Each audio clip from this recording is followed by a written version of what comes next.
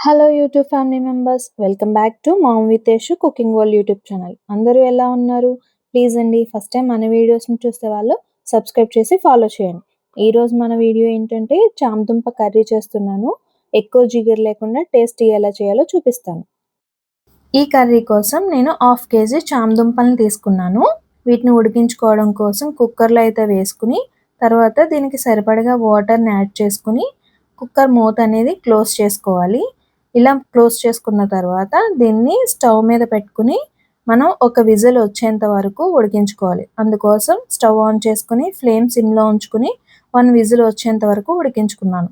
తర్వాత మూత తీసుకుని చూసుకున్నట్లయితే మన చామదుంపలు అనేవి బాగానే ఉడికిపోయాయి.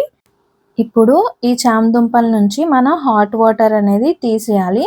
అందుకని మనం స్ట్రైన్ చేసుకోవాలి. ఇలా స్ట్రైన్ చేసుకున్న తర్వాత కొంచెం కోల్డ్ వాటర్ అయితే యాడ్ చేసుకోవాలి.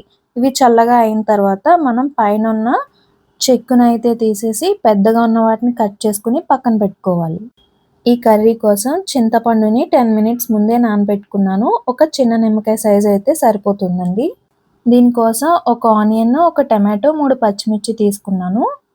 ముందుగా స్టవ్ ఆన్ చేసుకుని ఫ్లేమ్ సిమ్లో ఉంచుకుని కర్రీ కోసం కడాయిని అయితే పెట్టుకోవాలి. దీంట్లోకి 3 స్పూన్స్ వరకు ఆయిల్ని అయితే యాడ్ చేసుకోవాలి.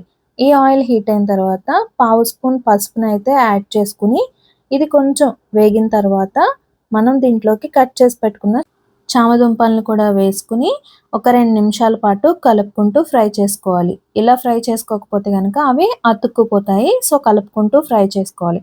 ఇవి గోల్డెన్ కలర్ వచ్చిన తర్వాత వేరొక గిన్నెలోకి తీసుకుని పక్కన పెట్టుకోవాలి.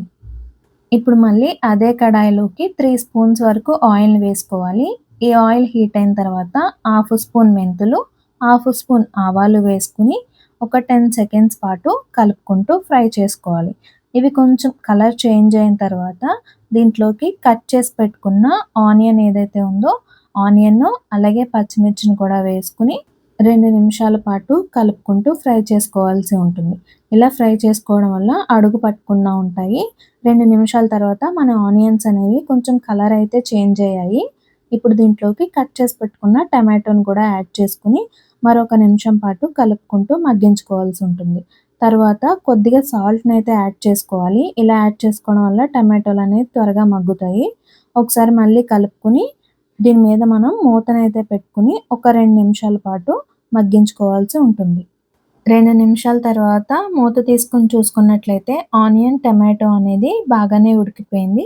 మరొకసారి కలుపుకోవాలి. ఇలా కలుపుకున్న తర్వాత దీంట్లోకి ముందుగా ఫ్రై చేసి పెట్టుకున్న చామదుంపలు ఏవైతే ఉన్నాయో వాటిని కూడా యాడ్ చేసుకోవాలి.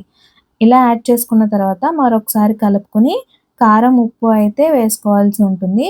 మన టేస్ట్‌కి తగినంత కారాన్ని వేసుకోవాలి. ఈ కారం వేసుకున్న తర్వాత దీంట్లోకి చిటికెడు పసుపును కూడా వేసుకోవాలి. తర్వాత సాల్ట్‌ని కూడా యాడ్ చేసుకోవాలి. నేనైతే 1 స్పూన్ వరకు సాల్ట్‌ని యాడ్ చేసుకుంటున్నాను. మీరు మీ టేస్ట్‌కి తగినంత యాడ్ చేసుకోండి. ఇలా యాడ్ చేసుకున్న తర్వాత మొత్తం అంతా కలిసేలా ఒక నిమిషం పాటు బాగా కలుపుకోవాలి. ఇప్పుడు దీంట్లోకి వాటర్‌ని అయితే వేసుకోవాలి. ఈ వాటర్ అనేది చామదుంపలు తీసుకున్న గిన్నెలోకి వేసుకున్నాను. ఆయిల్ ఉన్నది కదండీ! అది వచ్చేయడం కోసం వాటర్ అయితే వేసుకున్నాను. తర్వాత గ్రేవీకి కావాల్సినంత వాటర్‌ని అయితే ఇంకొంచెం యాడ్ చేసుకుంటున్నాను. ఇలా వాటర్‌ని యాడ్ చేసుకున్నాక మనం దీంట్లోకి చింతపండు గుజ్జుని అయితే వేసుకోవాల్సి ఉంటుంది. ముందుగా నానబెట్టుకున్న చింతపండు నుంచి గుజ్జుని తీసుకుని ఈ కర్రీలోకి అయితే వేసుకుంటున్నాను. మొత్తం వేసుకున్న తర్వాత మరొకసారి అంతా కలిసేలా బాగా కలుపుకోవాలి. ఈ చామదుంపల వల్ల న్యూట్రిషియన్స్, ఫైబర్ ఎక్కువగా ఉంటుంది. రక్తంలో గ్లూకోజ్ లెవెల్స్‌ని కూడా కంట్రోల్ చేస్తుంది. బ్లడ్ సర్క్యులేషన్ కూడా బాగా యూజ్ అవుతుంది. ఇప్పుడు మనం మూత పెట్టుకుని మరొక 3 నిమిషాల పాటు కుక్ చేసుకోవాలి. తర్వాత మూత తీసుకొని చూసుకున్నట్లయితే మన కర్రీ అనేది ఉడికిపోయింది. ఈ కర్రీకి ఎక్కువ టైం అయితే పట్టదండి. త్వరగానే ఉడికిపోతుంది. ఎందుకంటే ముందు ఉడికించుకున్నాం కాబట్టి. ఇప్పుడు మనం దీంట్లోకి 1/2 స్పూన్ బెల్లాన్ని అయితే యాడ్ చేసుకోవాలి. ఈ బెల్లం వేసుకోవడం వల్ల టేస్ట్ అనేది బావుంటుంది. ఎప్పుడు ట్రై చేయకపోతే ఒకసారి ట్రై చేసి చూడండి.